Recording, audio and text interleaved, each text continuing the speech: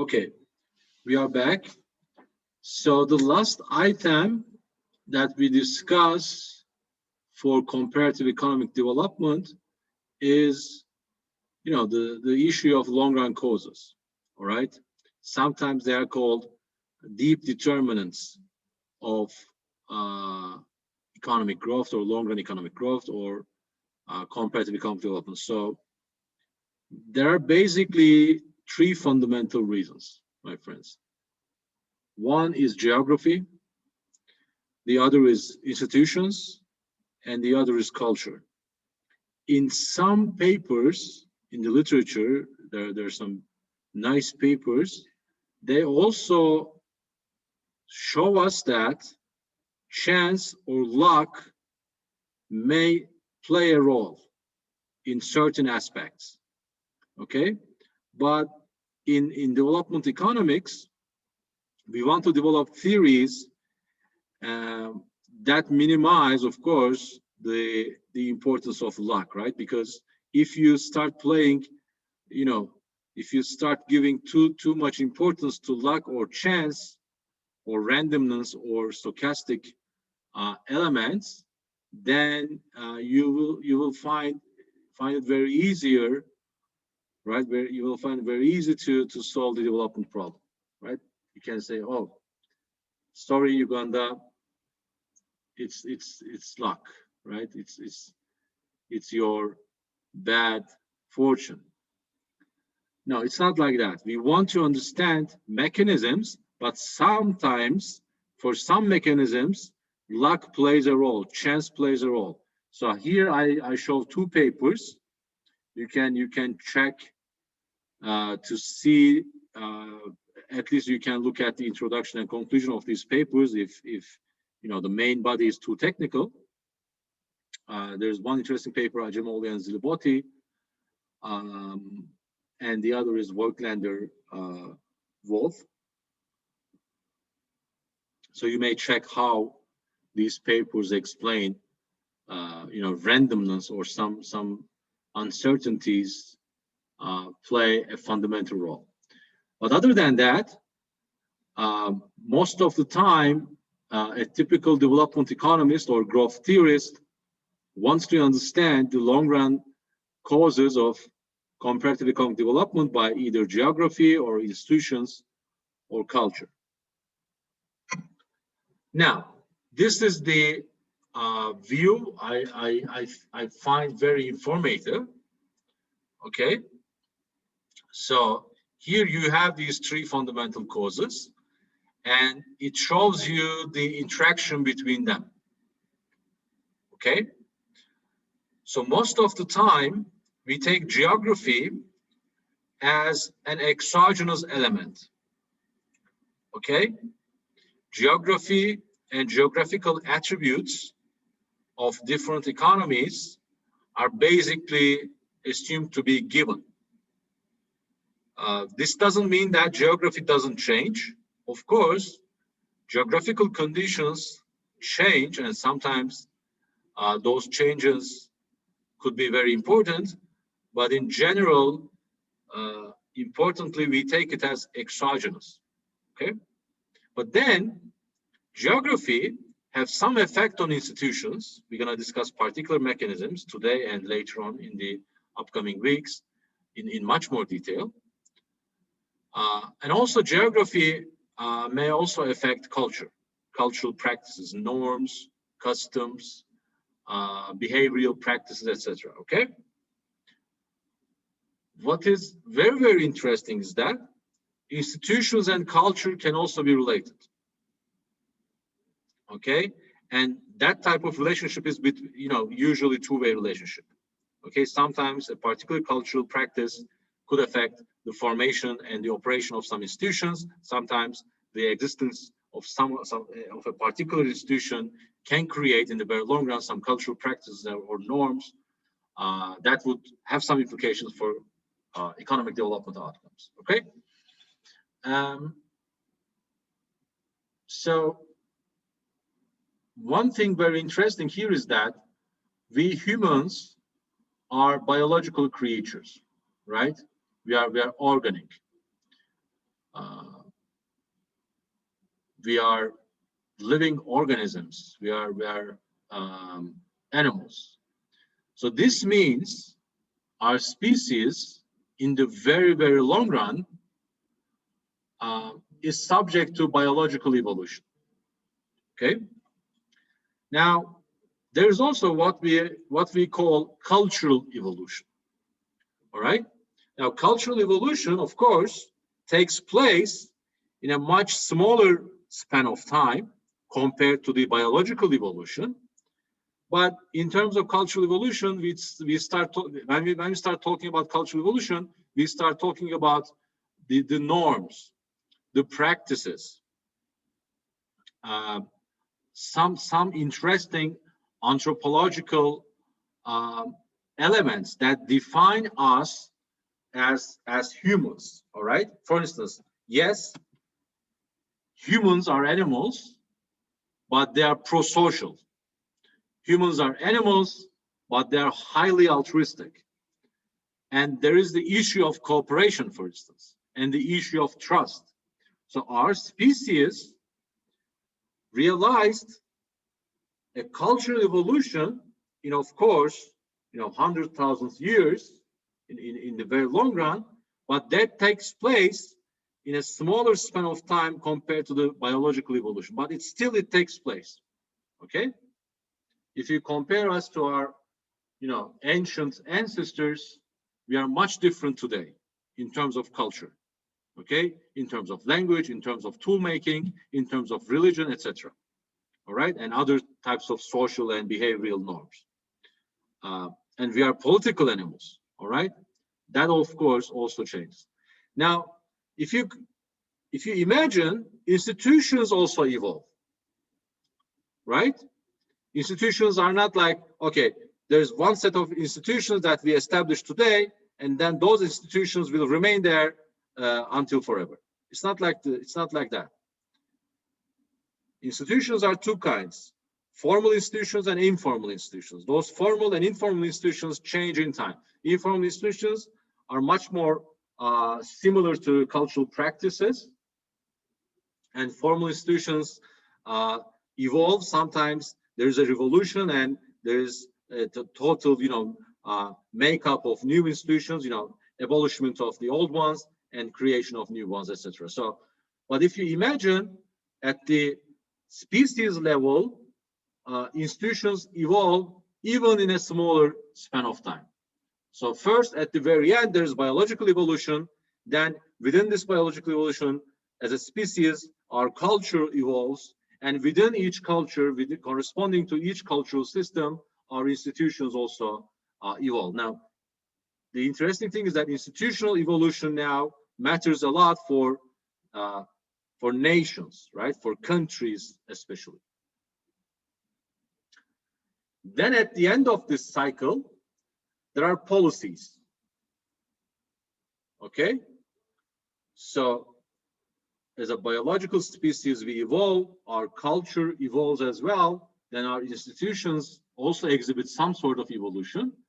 And at the end of this, in a much smaller span of time, in like 5 years, from government to government, from president to president, or from generation to generation at least, we see changes in policies and programs and plans.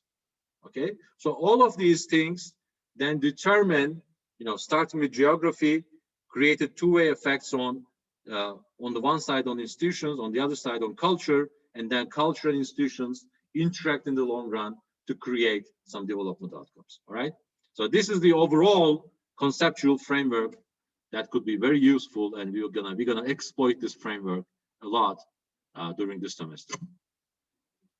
Now, when I talk about geography, I mean particularly some of the issues. One is climate and disease environment.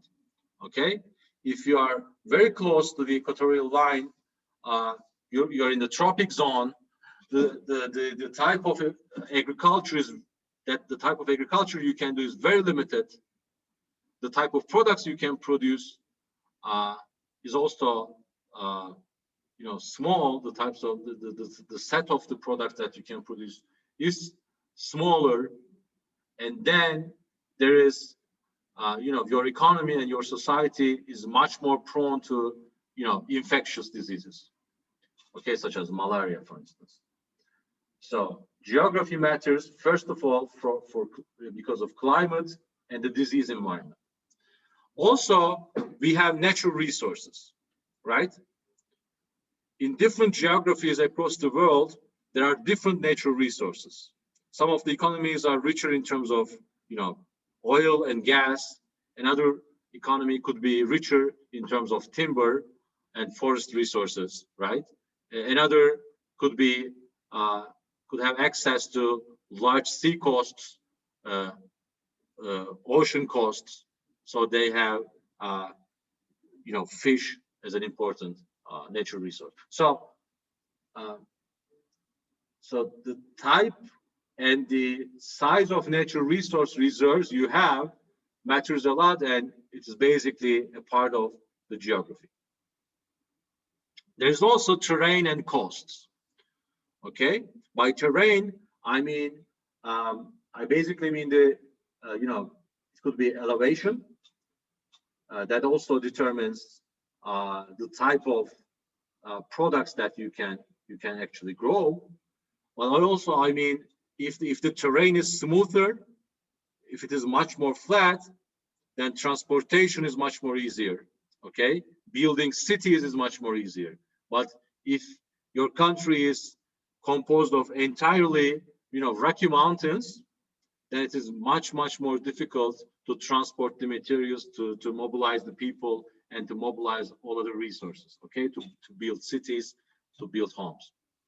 And again, access to costs, this could be, access to rivers as well, is an important thing because we live in a world of international trade and globalization.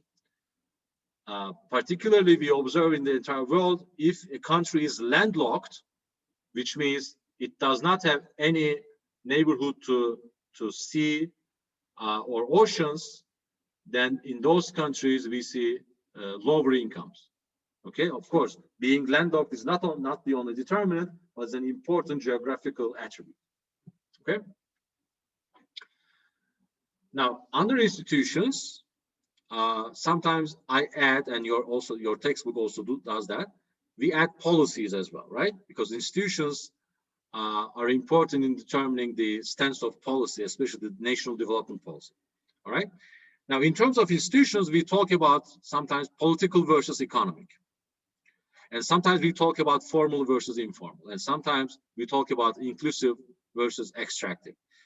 Now, political institutions, you may imagine the election systems, okay? The distribution of power, political power between different elements, the constitution, etc. In terms of economic institutions, you can see laws and regulations that particularly direct, the economic system. You can also imagine markets and market structures, right? Because market is basically an overarching economic institution, but each market in a particular economy has its own market structure, all right? From the number of firms, from the competition law, and from the patent law, the number of suppliers, the type of the market mechanisms. So all these could be related with economic institutions. For instance, inequality in an economy that you observe is particularly, related with both the economic institutions and political institutions, right? Because property rights could have both the economic dimension, of course, and the political dimension.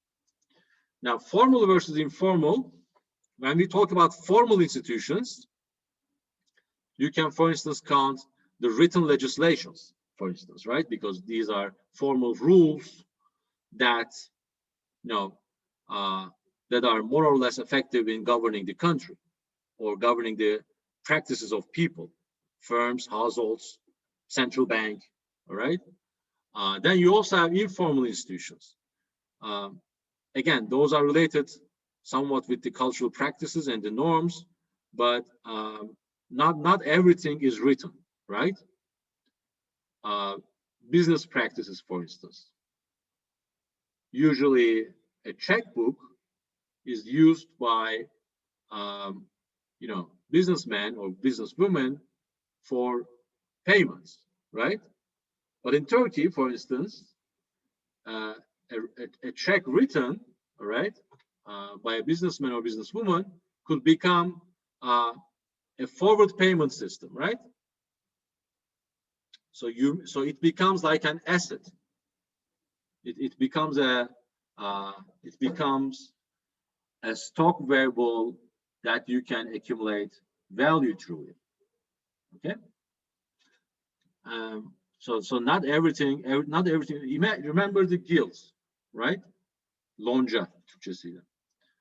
So in guilds, not every rule is written, but rules are practiced. Are practiced.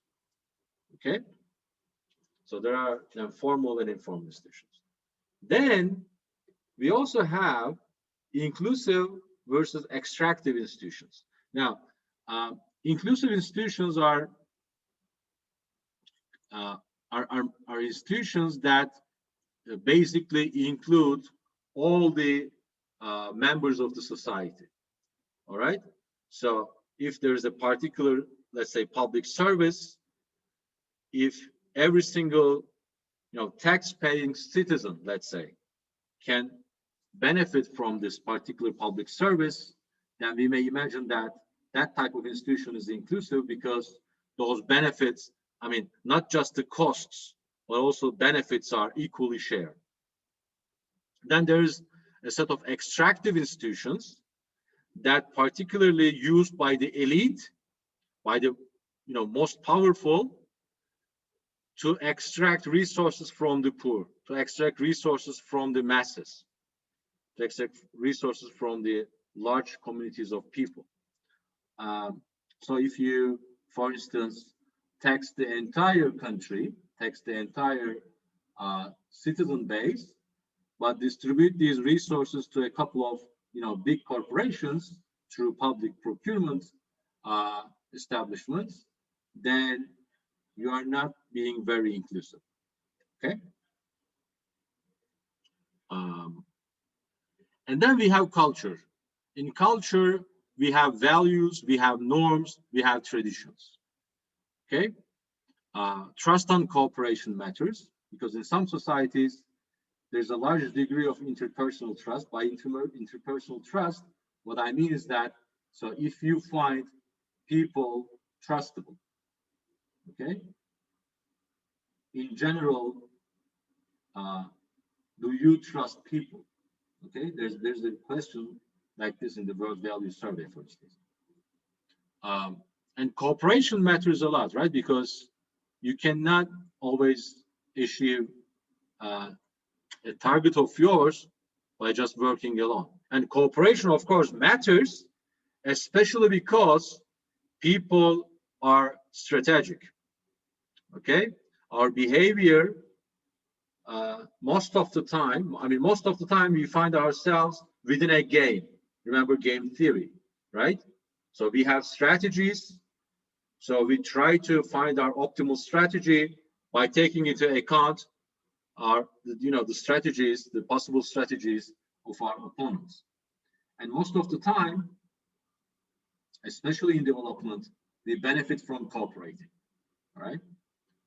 Knowledge sharing, information sharing, or resource sharing, right?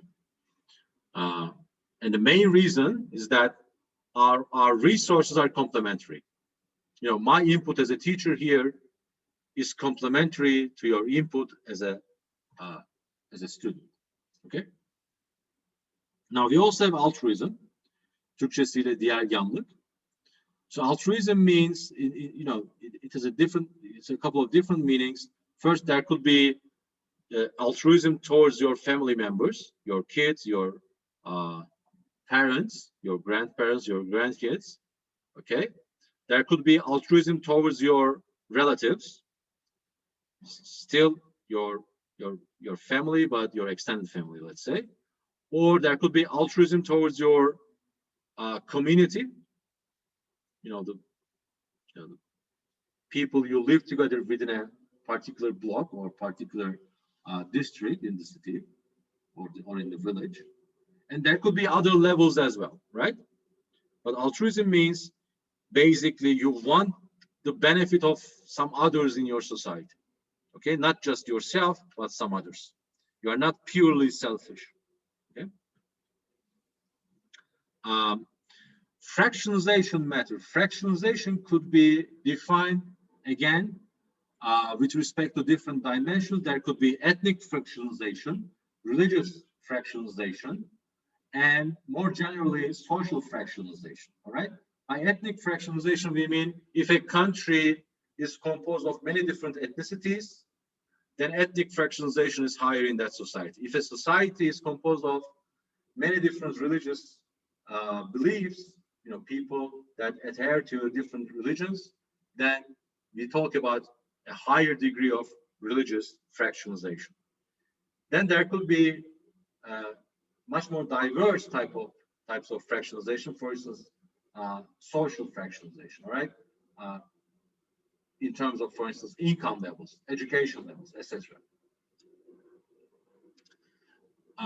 A general concept that is found sometimes very useful by some development economists, although not by myself, is social capital. Now and sometimes it covers all of these domains, right? Trust, cooperation, fractionalization, etc. Sometimes they mean much more specifically, okay, social capital, for instance, means if people living in a community get together and do something together, for instance, that could be sometimes defined as social capital. So there's some interesting discussion in your text that you can check. All right, so these are the long-run causes, and again, we're going to discuss some particular mechanisms. Now, this is a very nice representation figure that shows how culture, geography, institutions, all that matters for development outcomes. Okay, so let me zoom in for a second, and let's look at this part of the figure. All right, you all see the zoomed version, right? Give me some input. Yes. Okay, so first, again, we start with geography, right? Physical geography, including climate. Now, what does this affect? Let's look at arrow 4 here. Arrow 4. Pre-colonial institutions. What does it mean? Pre-colonial means before the colonial era, there are some institutions that are related with the geography, right? Again, if you are a landlocked economy that is in the tropical zone, and if your terrain is much different, then you create a type of institutions that is best suitable for your purposes, okay? And then those geographical attributes will also affect your arrow 6, your labor abundancy, your production structure, your natural resources, for instance, and then your comparative advantage, right? Because if you have large reserves of natural gas, then you have a comparative advantage in exporting that gas, right? Or if you have a geographical structure, let's say a large land mass and high agricultural productivity to feed many people, then your population is growing faster and you are a labor abundant economy, such as in China or in India. Okay. Now, geography then affects the type of pre-colonial institutions and the pre-colonial inputs, your labor abundance, your production structure, and what are the types of natural resources you can have, so that you have a set of things that make you relatively more abundant in some products and primary factors, and not very abundant in some others. Okay? Then, type of your institutions and type of your resources affect the type of colonial regime, right? Because these are pre-colonial. But when colonial forces come, they look at your resources, they look at your institutions. If your institutions are weak, if you do not have a strong army and a strong government, then you are more prone to be exploited. And if you have large reserves of oil, large reserves of, let's say, gold and precious metals and precious stones, such as diamonds, and if your population is huge, so your potential slave army is larger, okay, then all of these things affect the type of colonial regime that is established by these colonial powers, England, France, Spain, Portugal, etc. Okay? But type of colonial regime is also affected by other things. One is local features affecting types of colonies established. Okay? Now, this is an important channel. This is actually a paper by Ajemoglu, Robinson, and Johnson. Okay? So the basic story is like this. If mortality is high, let's say you are in Congo, there is huge risk of malaria and other infectious diseases because of the climate. Okay? And because you have, swamps, basically.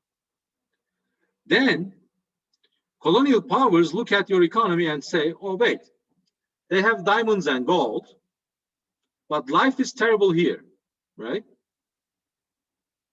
So basically, let's take all the resources from this economy, let's take gold and diamond and leave.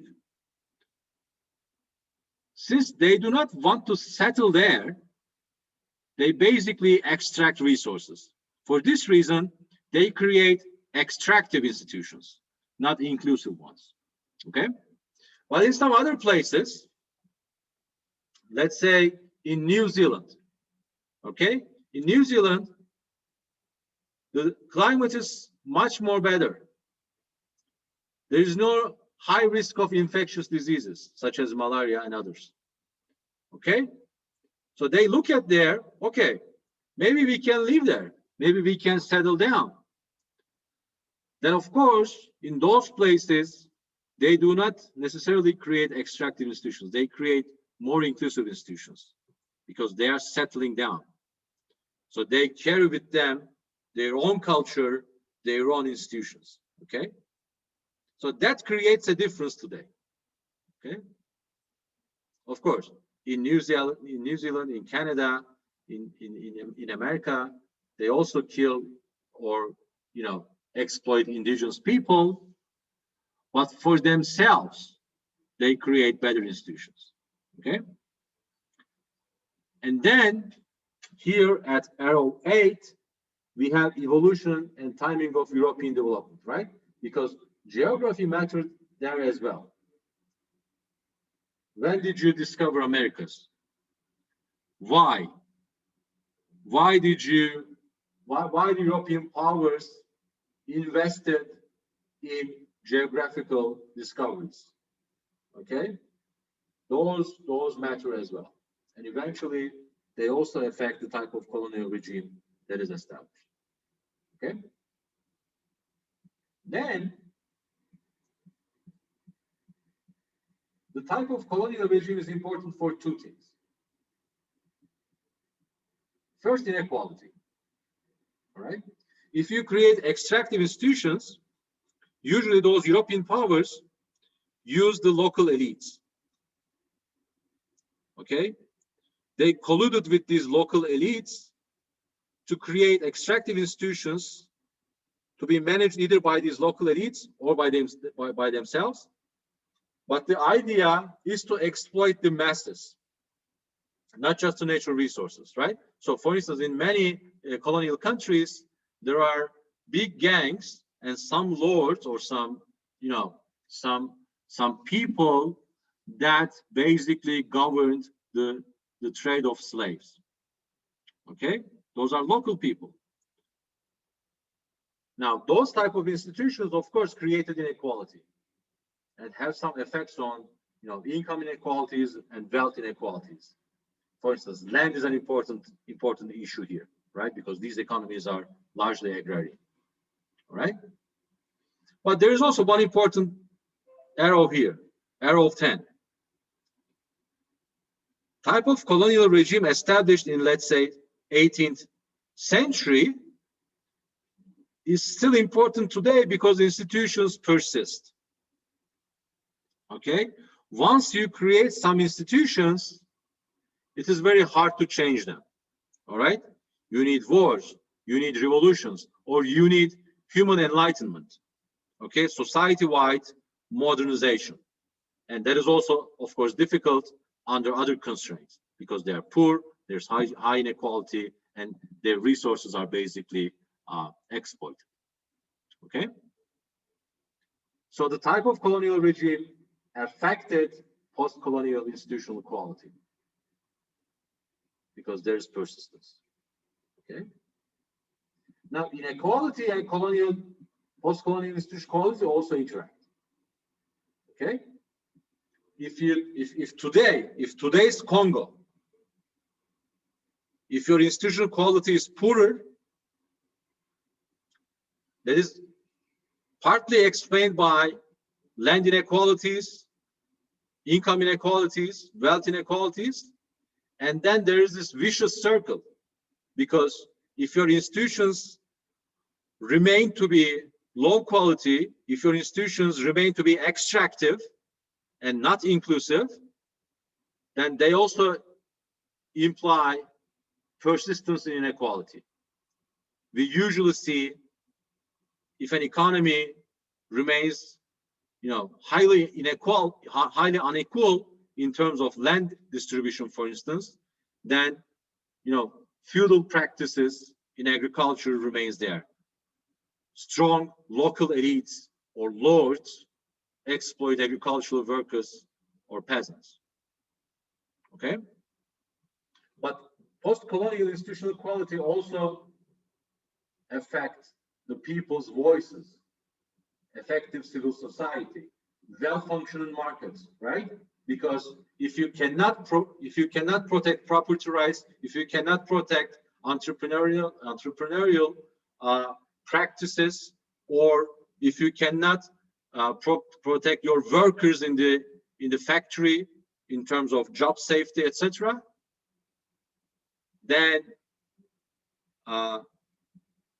that also affects the functioning of markets. All right, if you limit competition by persisting these extractive institutions, there could be market imperfections. Another thing is, of course, again, is public goods quality, right? If your institutions allow the elite to tax the poor and use those resources for themselves, they do not invest in public goods. They do not invest in public health. They do not invest in public education. They do not invest in infrastructure. Okay. Now, inequality is a terrible ill because it also affects human capital. All right.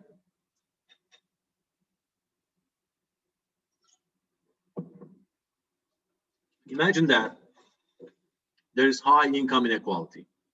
Okay. Then some segments of the society cannot invest in education. Some segments of the society cannot invest in health. So their human capital remains limited. All right. Then what happens? Of course, human capital, public goods, well-functioning markets, and effective civil society, all important for income levels and more generally capabilities. Okay.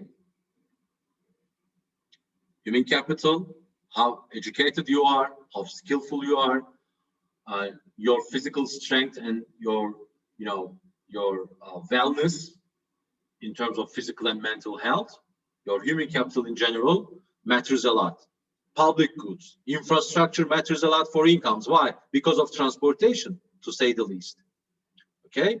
Why well-functional markets are important? Because well-functional markets decrease the prices to marginal cost and increases welfare. Why effective civil society is important? Well, if you do not like what the government is doing, you have the power to change it. All right? If as a civil society you are effective, you have the power of the people. All right? So all of these mattered. And one last thing, of course, that directly matters for income is physical geography again. Okay? So geography has a direct effect, okay, for income, and also an indirect effect through institutions and culture. Okay? Because not just institutions, but also some of the cultural practices determine how well, as a civil society, you are effective. Okay? So that's the nice picture that I wanted to show you. It is each arrow here is explained in your text. All right? So one thing you want to do is to go there and read the text. By the way, we have less than 1 minute. If you have questions, you can email me, or if you insist on meeting again today after a break, I can do it, but I think it's better if you can email me because that's our third session. Any inputs? Again, we have less than a minute. If the meeting ends, I will not log in again.